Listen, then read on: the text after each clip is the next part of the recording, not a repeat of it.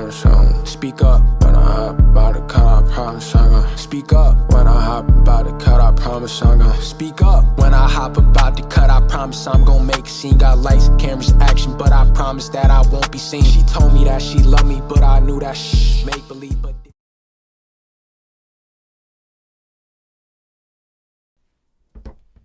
Alright, what's up, y'all? So, today I kind of want to switch it up a little bit and just kind of tell a story that happened to me. So, I had to be probably 19. I had just moved back to Florida. Yeah, okay, so when I had graduated high school, I had moved to Florida with my cousin for a couple months. It didn't work out for me, so I moved back to North Carolina for a couple months. Then I moved back to Florida, and I lived with my best friend's grandmother, right? Um, so during this time, I was having a hard time. I had only worked one job, which was in North Carolina, which was like a kid's place, like a jump around place. And so when I got back to Florida, I had no job history. I kind of had no idea how to really even look for jobs, what good paying jobs were. I really just was like out there kind of clueless, right? So one day so I couldn't get a job for a couple months. Um, And so one day during these months that I didn't have a job, I would just ride around town, had a lot of friends, had a lot of cousins and stuff, so I'd hang out with them. Um, I believe I did a little bit of things for money. I wasn't like, I was broke, but I wasn't like, I had a little bit here and there, whatever. But, so one day I'm riding back home from my cousin's house on my longboard. That was kind of like my transportation, if you know me, for probably like 3-4 years. I mean, I probably put more miles on my longboard than a lot of people put on their cars.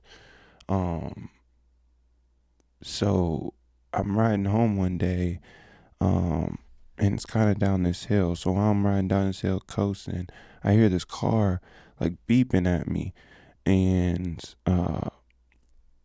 so they kind of like going past me a little bit while I'm riding down the hill. So I see them, and they got like kind of a little sticker thing on the side of their car. So like they pull into this driveway that's on this street, and it's a short black guy, right? Maybe in his, had to be 50s, like early 50s.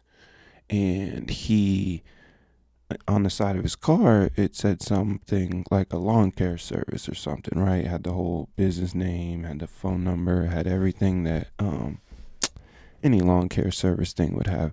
So this guy, he's like, hey, are you happen do you happen to be looking for work? And me being, I'm 19 years old, right? So when someone asks me that, like, my everyday is kind of like, dang, I don't have a job. Dang, I don't have a job. What am I doing with my life? What am I doing? So this guy just randomly stops me. So I'm like, of course, wow, like a job. So I'm like, yeah, actually, I am looking for a job, and whatever. And he's like, oh, well, my lawn care service is hiring, blah blah blah. He's like, we always look for young guys because we know, a lot of young guys are looking for work, and it's labor, and they're usually more physically ready for it and stuff. So I'm like, all right, cool.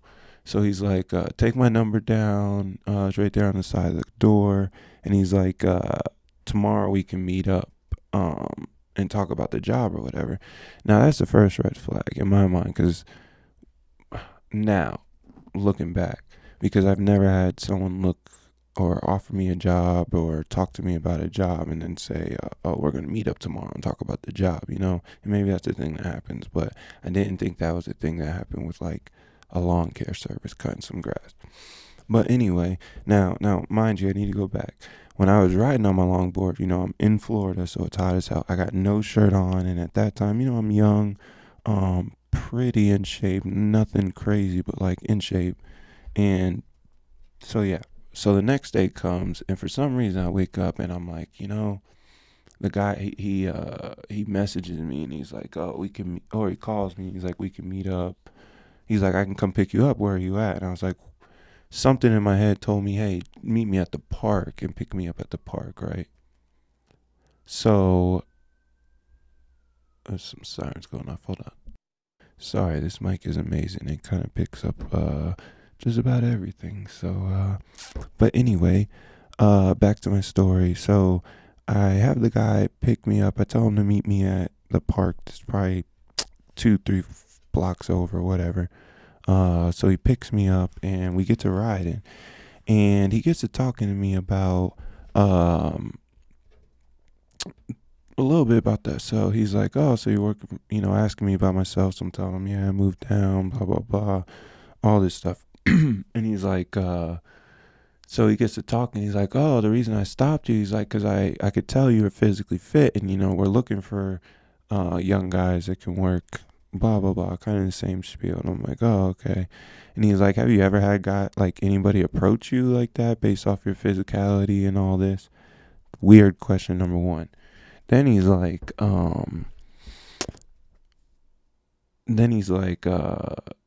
he gets to talking about Eddie Murphy, right? And he gets to talking about how he's like, I grew up in California during a time when Eddie Murphy was there. I don't know if you ever heard of Eddie Murphy having like a gay scandal and all this thing. And so I'm just kind of sitting there listening. I'm like, oh, no, I think I kind of remember whatever. And he's like, well, at that time in Hollywood, he's like, I had just moved to Hollywood, and he's like, I was walking down the street and, I was getting honked at left and right by cars, this and that. And he's like, and then I would start to look, and it wasn't, when I thought it was women honking at me, it was men, older men honking at me. Another flag, right? So my naive 19-year-old mind is still thinking like, oh, this guy, I'm just trying to get this job, right? And so he gets a call on his cell phone, and it's like somebody in his neighborhood, and I guess he's a part of the neighborhood watch or leads it or whatever it was. So he's like, oh, I need to go pass out these flyers door to door in my neighborhood and this and that, right? So he's like, would you be willing to come with me and, walk around the neighborhood, pass them out? We can continue talking, blah, blah, blah. So I'm like, yeah, sure. At this, trying to get a job. And so we go to his like crib, and he like opens his garage. He pulls out the flyers. So we go walk around the neighborhood, and it's a nice neighborhood. Like, you could tell this guy has money, right? Like, I would imagine any business owner or bigger lawn care or any lawn care people in Florida would have, right? And mind you, the car he picked me up in at that time was a brand new like F-150. The Cadillac he had stopped in was a brand new. Everything's clean, right? Everything. Even his house, the garage is like spotless, all this stuff. So we walk around the neighborhood and we're passing out these flyers door to door. And he, when we get back to his house, he pulls out, the lawn chairs. He's like, oh, go have a seat. We can talk. He's like, do you want a Coke or whatever? So I'm like, yeah, sure. I think I took a water. I can't even remember what drink. But so we're sitting there and we get to talking, and then he gets to telling me a story, right, about how he's like, you don't do drugs, do you? And I'm like, no. I was like, honestly, I smoke weed, blah, blah, blah. And he's like, oh, I don't consider that a drug, whatever. And he's like, because we had one employee that we had. He was a young guy. He was 16 years old. And we took him up to Virginia. We had to go do some work up there. And he, what did he say? And we caught him one night, with a crack pipe, a meth pipe, some type of pipe. And he's like, so we had to end up letting him go. The kid had a lot of problems and blah, blah, blah, this kind of stuff. So I'm like, oh, thinking nothing of it. Then he proceeds to start talking again about the Eddie Murphy thing and all this. And he's like, I know quite a bit of older folks and older guys that are interested in the same thing. And he gets to tell me his story, how when he was in Hollywood and all this stuff was happening, he met a guy that just asked him, I believe, to like strip or something like of that nature um, for some money. So he decided to do it. And he began making money off of this, right? So now my head's turning, right? My head's already like, I'm kind of getting the like, shit, what is this type of mindset, right? Um, and he's like, because all I'm seeing is the money stuff he has. I'm a broke kid, whatever. I'm like, oh, this makes sense now. He gets to telling me about how he, taking money, whatever. And then he gets to talking about how, he knows a bunch of older men that are interested in young guys and that they just like pictures and they just like seeing, right? And so I'm kind of like, okay. And then he's like, would you be interested in that kind of thing? I could hook you up with some of these guys and stuff. And I'm like, no, that's not what I'm interested in. I'm only kind of like looking for the job, right? Trying to redirect, not even trying to redirect him at this point, just simply going in my head, like turning, like how do I get out of this situation, right? Because when I did meet him at the park, I had my longboard, right? And so when I got to the park, I threw my longboard in the back of his truck, which it still is like right in front of the garage where I'm at, like in the back of the truck, right, at this time. So he he he proceeds, and I'm like, no, I'm not really interested in that kind of thing. So he begins talking, and he's kind of going in and out of casual talking and kind of back to this whole, making money for, pictures and all this stuff. And so then finally he stands up and he's like, would you be willing to go inside and I'll give you $20 to just masturbate in front of me, right? Just plain out ask me. Now,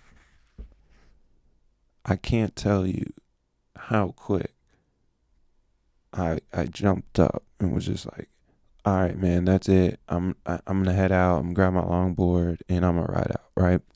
So I start walking to his truck to grab the longboard. And he's like, no, wait, man, like, maybe a little bit more. Like, maybe we could talk, blah, blah, blah. And at this point, like, he puts his hand, like, I'm grabbing the longboard. He puts his hand on the back of the truck while I'm grabbing my longboard out. So I grab my longboard out, and as I'm grabbing it out, I just wham, like, hit him dead in his chest, and he kind of just falls back, like, into the garage. And I just like kind of take off on my board, right? Because now I'm like, oh, I'm gonna get in trouble. I'm gonna this, that, and the third. But there's a few things. Number one, I'm worth way more than $20. We're gonna let that be known right now. So these offers will never happen to you men out there or whatever, but it better be high. It'll never happen, but don't disrespect me with no $20. But the thing that really got to me after the fact that I got to think about was like the 16-year-old kid, right, that he was describing was on drugs and that he had to let him go and all this stuff. And all in my mind I thought was that this guy's running like a sex ring or something, and this kid of course had to go on drugs. What else was he supposed to do, like to suppress everything? And I'm really glad I did what I did because I guess for that kid, not even just me or all the kids that he probably has approached. And not for nothing, I lived there when I'm probably about 24 years old. I got my own place now. I'm doing good, whatever. And I was walking for some reason on the main street there. And I see this car beeping at me again. And they hit a turn and the window's down. I see it's this dude, right? And he's like, hey, like waving. And I'm kind of like at a distance from him. And I just look at him and I'm like, if you want to survive today, you better go. And I just kept waiting, go. Because I already knew in my head if that guy, oh man. But be careful because there's some weirdos out here. Like, I don't give a shit if you want to be gay. I don't give a shit if you want to be old and gay and like younger men. But there's literally men for that. There's gay men for that. Y'all don't need to be out here trying to persuade. Because I'm strong-minded, number one. I'd rather be homeless than sacrifice my morals. But there's some who don't, right? Or are so naive and don't know better, and they just want a better life, and that they fall into that stuff, and like, they regret it later, and like, that's their life. It's sick. So y'all gotta watch out for these sickos out here, because and that guy, his if I can remember right, his name was Jay. I don't know his last name. Probably a good thing, but Jay is a short black guy in Pasco County, Florida. So if you guys got kids out there, teenage boys or whatever, it's a small. He lived in the River Ridge area, so I'm not quite sure, if anybody's aware of this guy or whatever. But I would recommend, you know, just being on the lookout, or if you've heard of this guy, comment, let people know. But man, these people out here. But yeah, I just wanted to tell a story today. Like, follow, subscribe. I might do a couple more stories. I got some crazier stuff I could talk about, but we're gonna see. Appreciate you guys. Thank you.